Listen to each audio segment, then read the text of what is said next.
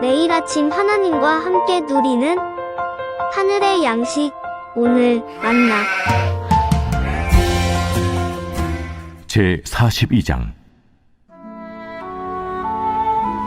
욥이 여호와께 대답하여 이르되, 주께서는 못하실 일이 없사오며 무슨 계획이든지 못 이루실 것이 없는 줄 나오니 무지한 말로 이치를 가리는 자가 누구니까. 나는 깨닫지도 못한 일을 말하였고 스스로 알 수도 없고 헤아리기도 어려운 일을 말하였나이다. 내가 말하겠사오니 주는 들으시고 내가 주께 묻겠사오니 주여 내게 알게 하옵소서. 내가 주께 대하여 귀로 듣기만 하였사오나 이제는 눈으로 주를 배움나이다. 그러므로 내가 스스로 거둬들이고 티끌과 채 가운데서 회개하나이다. 여호와께서 욥에게 이 말씀하신 후에 여호와께서 대만 사람 엘리바스에게 이르시되, 내가 너와 네 두 친구에게 노하나니 이는 너희가 나를 가리켜 말한 것이 내 종 욥의 말 같이 옳지 못함이니라. 그런즉 너희는 수소 7과 순양 7을 가지고 내 종 욥에게 가서 너희를 위하여 번제를 드리라. 내 종 욥이 너희를 위하여 기도할 것인즉 내가 그를 기쁘게 받으리니 너희가 우매한 만큼 너희에게 갚지 아니하리라. 이는 너희가 나를 가리켜 말한 것이 내 종 욥의 말같이 옳지 못함이라. 이에 대만 사람 엘리바스와 수아 사람 빌닷과 나아마 사람 소발이 가서 여호와께서 자기들에게 명령하신 대로 행하니라. 여호와께서 욥을 기쁘게 받으셨더라. 욥이 그의 친구들을 위하여 기도할 때 여호와께서 욥의 곤경을 돌이키시고 여호와께서 욥에게 이전 모든 소유보다 갑절이나 주신지라. 이에 그의 모든 형제와 자매와 이전에 알던 이들이 다 와서 그의 집에서 그와 함께 음식을 먹고 여호와께서 그에게 내리신 모든 재앙에 관하여 그를 위하여 슬퍼하며 위로하고 각각 게시타 하나씩과 금고리 하나씩을 주었더라. 여호와께서 욥의 말년에 욥에게 처음보다 더 복을 주시니 그가 양 14,000과 낙타 6,000과 소 1,000여리와 암낙이 1,000을 두었고 또 아들 7과 딸 3을 두었으며 그가 첫째 딸은 여미마라 이름하였고 둘째 딸은 그시아라 이름하였고 셋째 딸은 게렌합북이라 이름하였으니 모든 땅에서 욥의 딸들처럼 아리따운 여자가 없었더라. 그들의 아버지가 그들에게 그들의 오라비들처럼 기업을 주었더라. 그 후에 욥이 140년을 살며 아들과 손자 4대를 보았고 욥이 늙어 나이가 차서 죽었더라.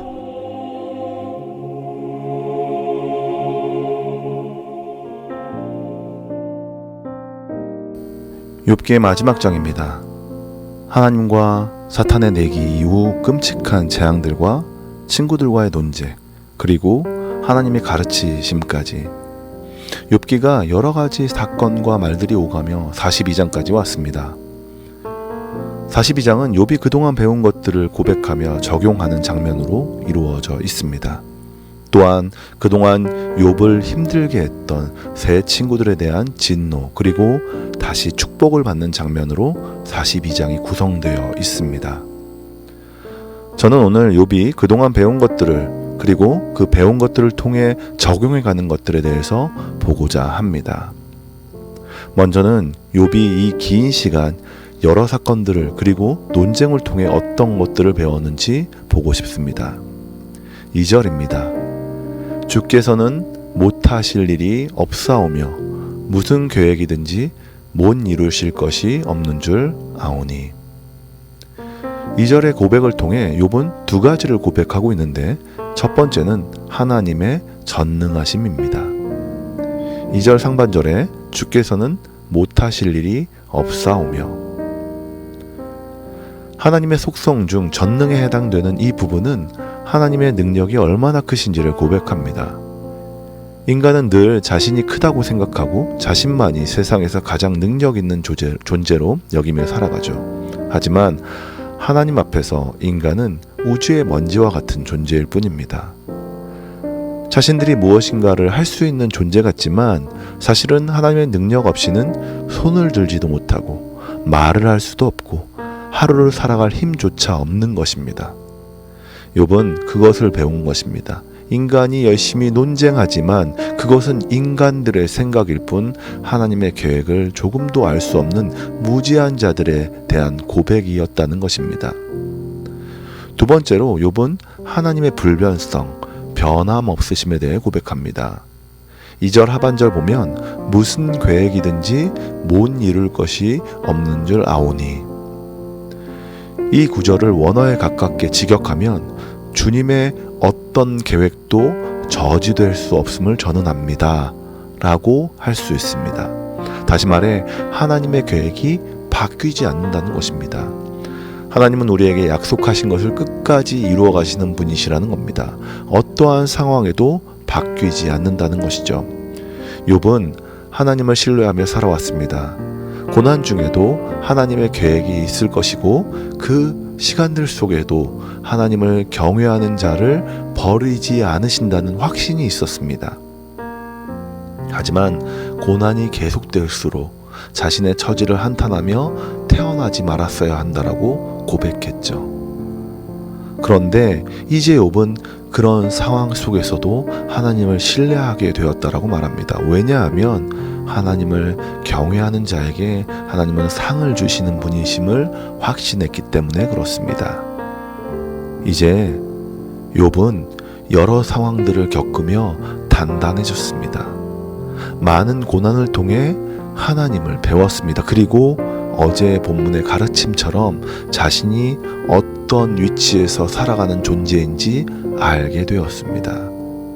이런 욥은 하나님 앞에서 자신만의 적용을 하기 시작합니다.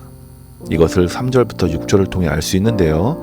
하나님을 바르게 알게 된 자들이 하게 되는 적용, 욥이 했던 적용을 4가지로 볼 수 있습니다. 첫 번째, 자신의 자금을 알게 됩니다.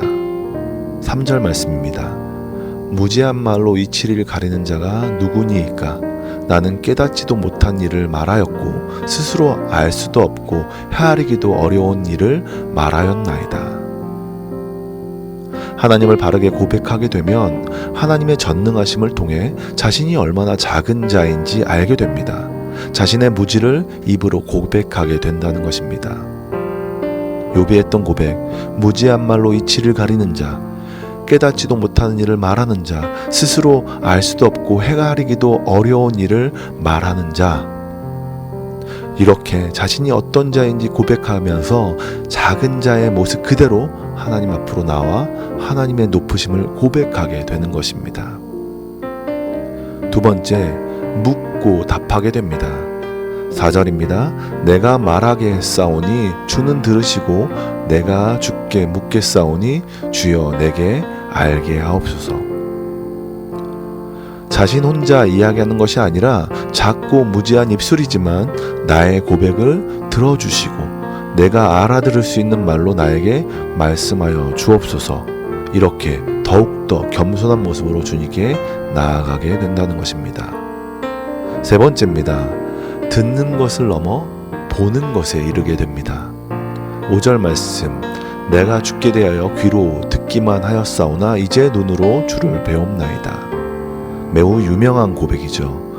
이전에는 하나님에 대해 귀로 들었지만 이제는 눈으로 본다는 것입니다.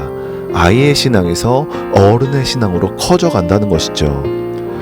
라디오 시대에서 영상의 시대로 넘어오면서 사람들이 미디어에 열광합니다. 어느 시간보다 영상에 빠져 살아가는 시간이 길죠. 사실 이건 사회적인 문제이지만 이것이 무엇을 말합니까? 보는 것이 더 큰 힘이 있다는 것을 말합니다.